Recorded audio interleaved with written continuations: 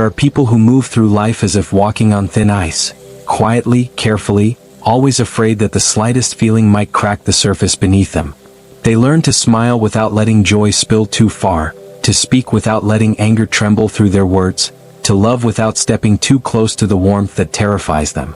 For them, emotions are not colors of experience but storms waiting to erupt. And so they live in a delicate balance, holding themselves together with silence, restraint, and practiced calm. Not because they lack depth but because they feel too deeply. And somewhere in their past, their feelings became something dangerous, overwhelming, or shameful. This story explores that quiet inner world, where emotions become shadows, and the people who carry them learn to fear their own hearts. There is a particular quietness carried by people who fear their own emotions, a stillness that feels intentional, almost rehearsed. To an outsider it looks like composure, a kind of gentle calm that never cracks, never spills, never disrupts the air around them. But beneath that calm is a tremor so subtle they've spent years learning how to hide it. A tremor that rises whenever a feeling moves too close to the surface, as if their own heart is something they must tiptoe around. For them, emotions don't arrive like waves. They arrive like warnings. A shift in the chest, a tightening in the throat, a heat behind the eyes. The body feels the emotion long before the mind allows it to be named. And so they develop little rituals of self-containment, breathing too shallowly, speaking too softly, looking away before someone notices the flicker of something real. Nothing dramatic, nothing visible, just small acts of emotional escape. Most people assume emotional fear looks loud or panicked, but it rarely does. It looks like the person who always changes the subject right before the conversation gets personal. The one who smiles when they're uncomfortable, apologizes when they're hurt, laughs when they want to cry. It looks like someone who has mastered staying fine at all times because fine feels safer than honest. Inside, however, their emotional world is anything but fine. It is full of locked doors and muted colors, full of thoughts they never say out loud because saying them feels like touching something that burns. There's a quiet calculation behind every response. How much can be revealed without losing control? How much can be felt without falling apart? And so they hold everything by the edges. Happiness carefully measured. Anger diluted beyond recognition. Sadness folded into silence. Even joy is approached cautiously, because joy too carries risk. When someone fears their own emotions, even the beautiful ones feel unpredictable, too intense, too bright, too easy to lose. They've learned that anything they feel deeply can slip out of their hands, can be taken away, can turn into pain if held too closely. So they manage their emotional life the way others manage danger. With precautions, with distance, with rehearsed restraint. But emotional fear isn't born out of emptiness. It comes from depth, an excess of intensity, sensitivity, and internal noise. These are people who feel everything, just not safely. Their fear is not about the emotion itself, but about what the emotion might do if left unattended. They worry it will overwhelm them, expose them, or betray them in a moment they can't control. And because of that, their emotional world becomes a place they tiptoe through. Never settling, never resting, never trusting what rises inside them. The body remembers what the mind tries to forget. A raised voice from childhood, a moment of humiliation, a silence that lasted too long, a feeling that once exploded without warning and left consequences behind. Even when the memory blurs, the fear remains. And that fear turns emotions into something to be monitored, managed, avoided. Not because they want to be distant, but because distance feels like the only way to stay intact. People who fear their emotions often appear incredibly strong. They carry themselves with an air of quiet capability, a reliability that others admire. But this strength is more like armor, constructed carefully, piece by piece, over years of trying to prevent the inside from spilling outward. And beneath that armor there is someone who is tired. Not outwardly exhausted, but quietly worn from holding so much alone. Worn from biting back words, swallowing feelings, softening every emotional edge until even they can't tell where the truth begins. This chapter begins in that quiet space, before the memories, before the science, before the turning point. It begins with recognition. A gentle acknowledgement of the people who move through life carefully, not because they are fragile, but because their inner world is powerful enough to frighten them. And this is where their story starts. In the trembling stillness of a heart they've never learned to trust. Fear rarely begins in adulthood. It grows quietly in the early rooms of a person's life, before they understood what emotions were, long before they had words to explain what was happening inside them. It starts in moments so small they barely register, yet powerful enough to shape how they would relate to their own heart for years to come. For many, the origins lie in childhood, an environment where feelings were either too loud or never allowed. Some grew up in homes where emotions came like storms, unpredictable, overpowering, impossible to outrun. A parent whose anger filled the air before dinner. A silence so cold it felt like punishment. A place where joy could be interrupted at any moment, replaced by tension that no child could understand, only absorb. Children raised in these worlds learn quickly that emotions are not safe. Not their own. Not the ones around them. Not the ones they accidentally trigger in others. They become hyper-aware, watching expressions, tone, footsteps, the closing of doors. They learn to predict shifts before they happen, to shrink their presence so nothing they feel can make the storm worse. And in that shrinking, something important is buried. The belief that emotions are dangerous, unpredictable forces that must be controlled. Others grow up in the opposite environment, homes that were emotionally silent. Places where feelings were ignored, brushed aside, or treated like inconveniences. A child expresses fear and the response is, stop overreacting. They cry and they hear, there's nothing to cry about. They express anger only to be told, good children don't talk like that. In these homes, the message is quieter but equally powerful. Your emotions do not matter. Or worse, your emotions are wrong. And so they learn to swallow their feelings before anyone else has the chance to dismiss them. They learn to hide tears before anyone comments. They learn to flatten joy so it doesn't attract attention. What begins as self-protection becomes a pattern. Feel nothing, or at least appear to feel nothing. But emotional fear can also develop from subtler wounds. Moments that left no visible mark yet shifted the way a child understood themselves. A teacher who made them feel foolish for expressing vulnerability. A friend who laughed when they opened up. A moment of shame that fused with sensitivity. Even a single painful emotional outburst, one they didn't know how to control, can teach them that their inner world is something capable of harming themselves or others. And so fear grows. Not loudly, not all at once, but in quiet layers. One misunderstood feeling at a time. Emotional fear often begins when a child realizes that what rises inside them does not match what the world around them expects. A child feels deeply, too deeply, and is met with discomfort instead of understanding. Their intensity becomes too much, their sensitivity becomes dramatic, their tears become a problem to fix. Children internalize these judgments not as critiques of behavior, but as truths about who they are.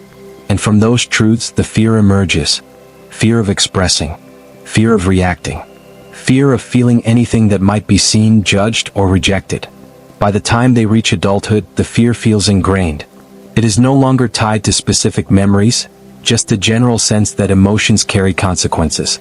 The original moments fade, but the internal rules remain. Stay in control. Don't let anything show. Don't let anything spill. And underneath these rules lies a deeper truth. At some point their emotions weren't just misunderstood, they were unsafe. It is important to understand this origin not as blame but as context. Fear is not born from weakness but from survival. A child adapts to the world they are given. They learn the rules that keep them safe, even if those rules later limit their ability to feel. Chapter 2 exists to illuminate those early rooms, the places where emotional fear took root before a child knew what fear even was. Before they understood emotions at all, they learned to fear their own. There is a moment, often in adulthood, when someone begins to wonder why their emotions feel so heavy, why even small feelings seem too bright, too sharp, too overwhelming to hold. And when they look inward, the answer is not a single wound but a pattern shaped quietly by the brain, the body, and the nervous system. Emotional fear is not simply a personality trait.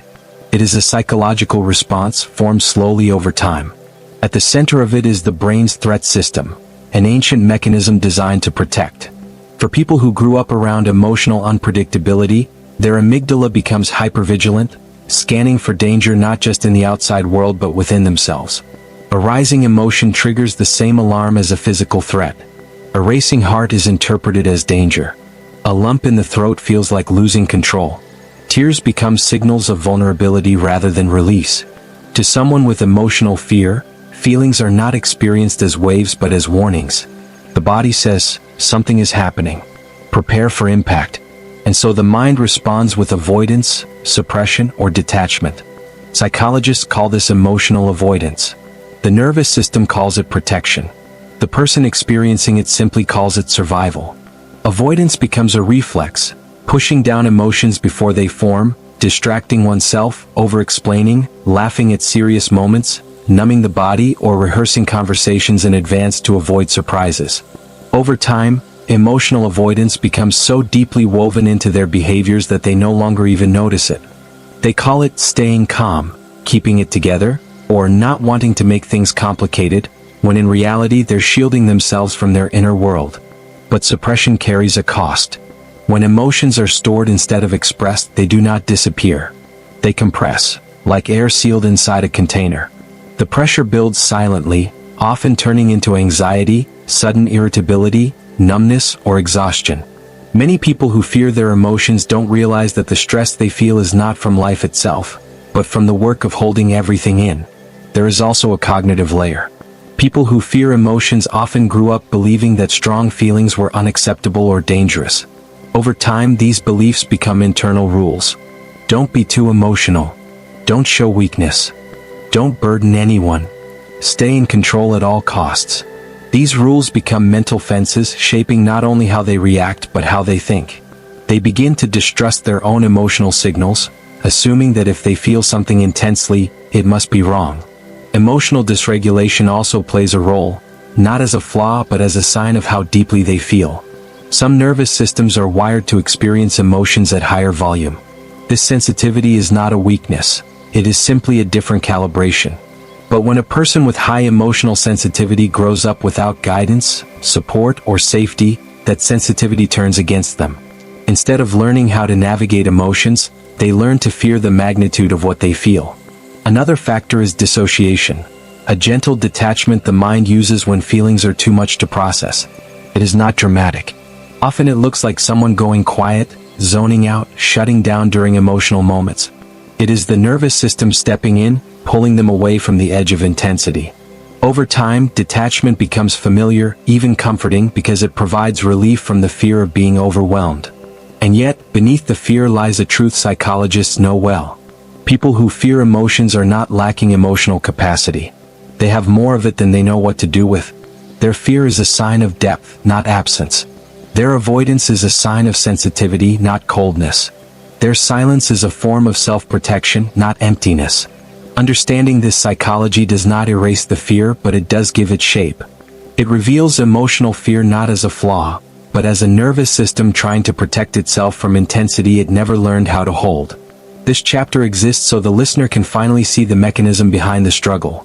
Not blame, not weakness, not failure, but a body and mind doing the best they can to stay safe in a world that once made emotions feel like danger. Inside people who fear their own emotions, a quiet battle rages. It is not outward and it is not loud. There are no visible scars, no shattered objects. Instead, it is an inner war, a constant negotiation between two conflicting impulses, the desire to feel and the need to stay safe. They want to feel. They want connection, depth, the richness of joy, sorrow, and passion. Yet every time an emotion begins to stir, a familiar alarm sounds. Too much. Too intense. Too risky. The heart hesitates. The mind calculates. The body braces. And in that hesitation, conflict grows. Anger is particularly treacherous. A flash of frustration, irritation, or righteous indignation becomes a mirror of every moment they were told their feelings were wrong. They cannot express it freely, so it simmers under the surface, transforming into guilt or shame. Even happiness is moderated, tempered, softened, lest its intensity betray them or make others uncomfortable. This inner war is subtle, almost invisible, yet exhausting. Their energy is constantly divided. Part of them wants to move forward fully, the other wants to retreat, fold in, contain. Every interaction is filtered through a lens of caution. Every word is measured.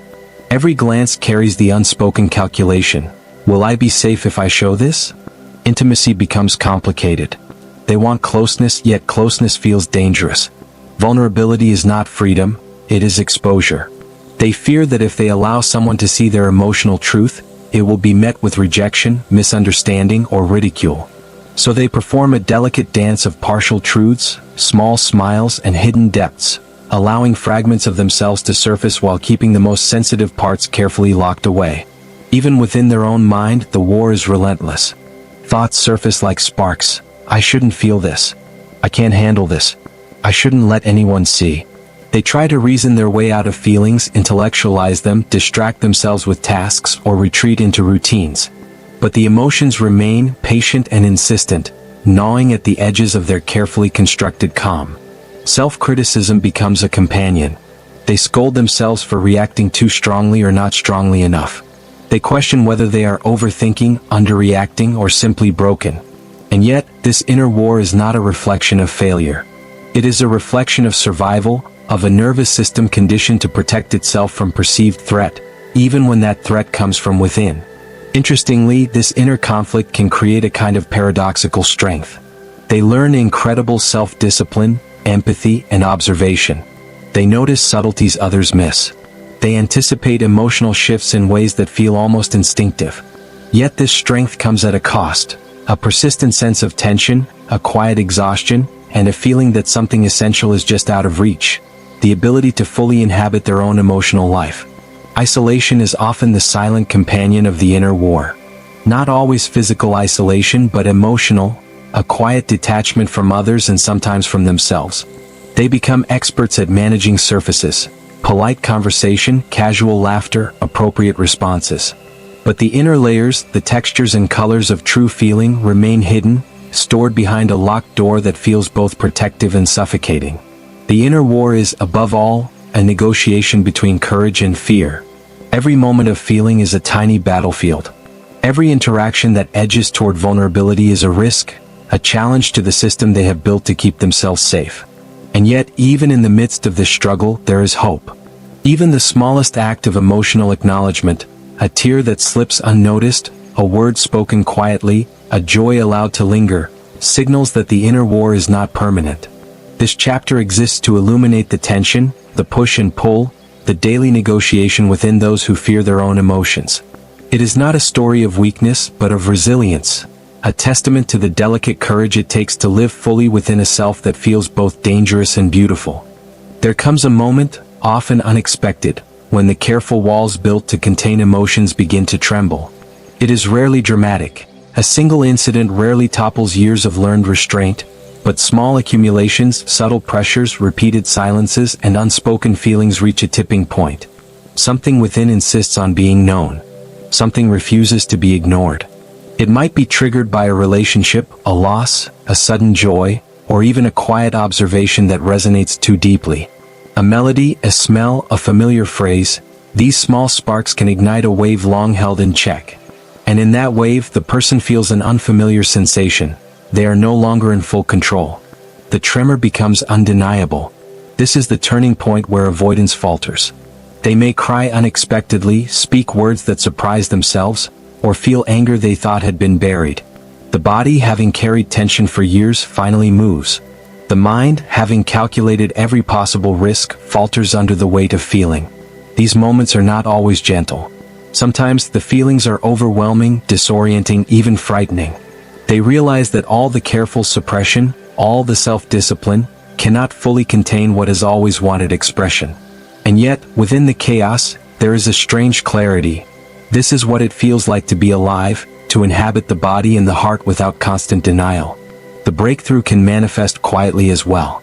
A subtle acknowledgement of grief, a whisper of joy, a hand reaching out in connection, a pause that allows emotion to rise without interference. Even this gentle acceptance signals a shift. The walls are no longer absolute.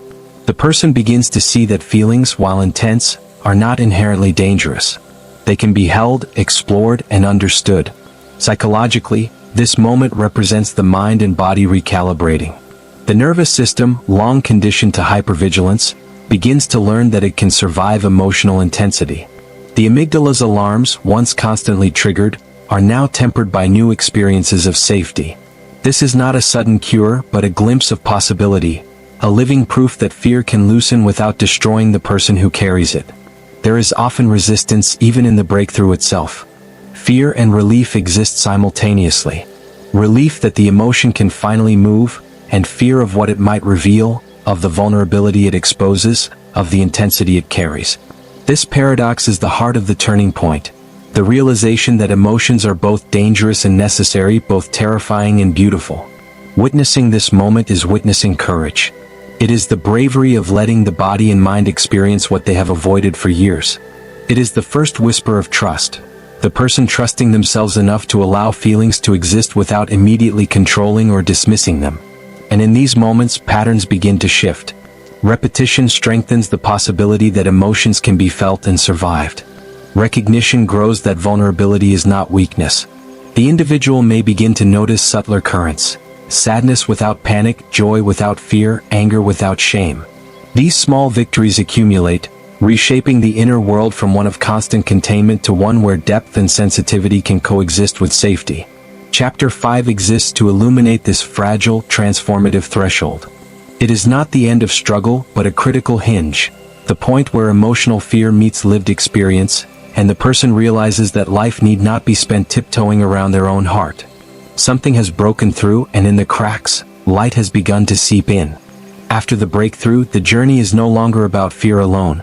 It becomes about learning how to hold what hurts without losing oneself. The body and mind, once trained to shrink from intensity, must now discover a new rhythm. Emotions no longer strike as threats, but as experiences to be witnessed, explored, and understood. This is a delicate process. People who fear their own emotions often approach this stage cautiously, as if stepping onto unfamiliar terrain. A wave of grief may arrive, and instead of pushing it down or hiding it, they allow it space. A flicker of joy may appear, and instead of dimming it, they notice it fully. Even anger, long suppressed, can be recognized without guilt or shame. Each feeling becomes a signal, a messenger rather than a danger. The first lessons are often small. A pause in conversation to feel what is rising. A conscious breath in the middle of anxiety. A quiet acknowledgement that sadness is part of life, not a flaw to be fixed.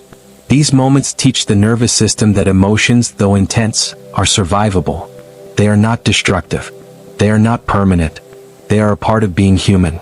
There is also a deepening understanding of emotional granularity, the ability to notice subtle differences in feelings rather than categorizing them as simply good or bad.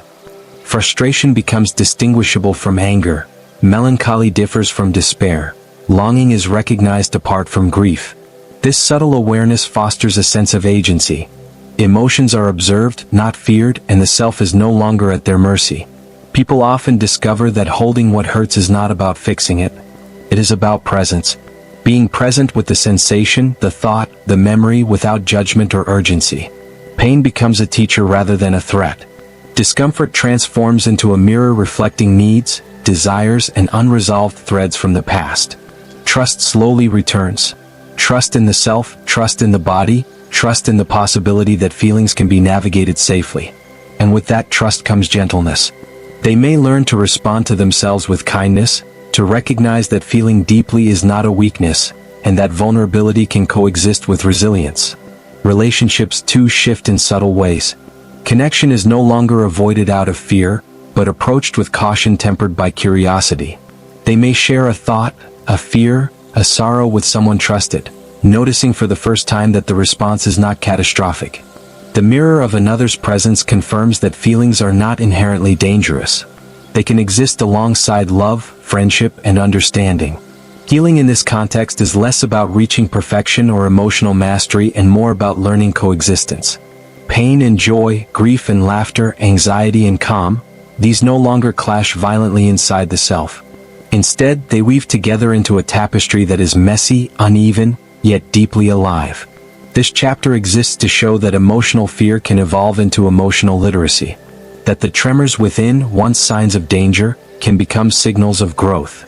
That the very sensations once avoided can, when embraced, deepen the capacity to feel, connect, and exist fully. And perhaps most importantly, learning to hold what hurts teaches a quiet kind of courage. The courage to meet oneself honestly without armor, without pretense, and without fleeing. To feel deeply even when it scares them becomes a practice, a rhythm, a gentle reclamation of the inner world they once feared. There is a moment, quiet and unannounced, when the heart softens. It does not happen all at once, nor does it announce itself with fanfare. It is a gradual easing, a settling of the inner war, a gentle loosening of the tight grasp once held over every flicker of feeling. The person who feared their own emotions begins to recognize that the heart is not a battlefield but a home, a place to inhabit rather than to escape. They notice subtle changes first. A tear aloud without guilt. A laugh that lingers longer than usual. A pang of sadness that comes and goes without leaving them shattered. Even anger, once feared for its intensity, can be expressed and released without the overwhelming shame that used to follow. Each sensation is acknowledged as part of life, part of their self, part of the tapestry that makes them human. Softening does not erase fear entirely. Fear remains like a shadow behind the light, a gentle reminder that the world is still unpredictable. But it is no longer a tyrant. It has become something to observe rather than obey. The nervous system, once on constant alert, learns that not every rising wave of feeling signals danger. Some waves are simply water. Some waves are simply life. Relationships begin to transform. Where once connection was carefully rationed, now it can deepen. Conversations become more honest. Laughter more spontaneous. Silence becomes a companion rather than a shield. Vulnerability, long considered perilous, is slowly reclaimed as a form of strength. They discover that allowing themselves to feel does not fracture them. It completes them. There is also a poetic realization. Emotions, even the difficult ones, are not enemies. They are messengers, guides, and teachers. Anger illuminates boundaries. Grief uncovers attachment and love. Anxiety signals care and attention. Joy reminds them of presence. Each feeling, once feared, now holds meaning rather than menace. To feel is to know oneself fully, and in this knowing, the heart begins to breathe freely for the first time in years. Softening allows for reflection. The person looks back on the years of restraint, the careful self-monitoring, the inner battles waged in silence. They do not judge these years. They honor them as acts of survival, courage, and resilience. Each tear held back, each moment of restraint, each carefully measured smile is recognized as part of a life lived with care, not as a flaw. The final stage is acceptance. That emotions will ebb and flow, intensity will rise and fall, and no feeling is permanent. The heart becomes a space that can hold both light and shadow. Strength is found not in controlling or fearing the self, but in inhabiting it fully with empathy, patience, and gentle curiosity. And in this space, something extraordinary emerges. They begin to understand the quiet beauty of the human experience. The textures of sorrow, the warmth of love, the clarity of grief, the elation of joy. They feel connected not only to others but to the self they once feared, the self they once avoided.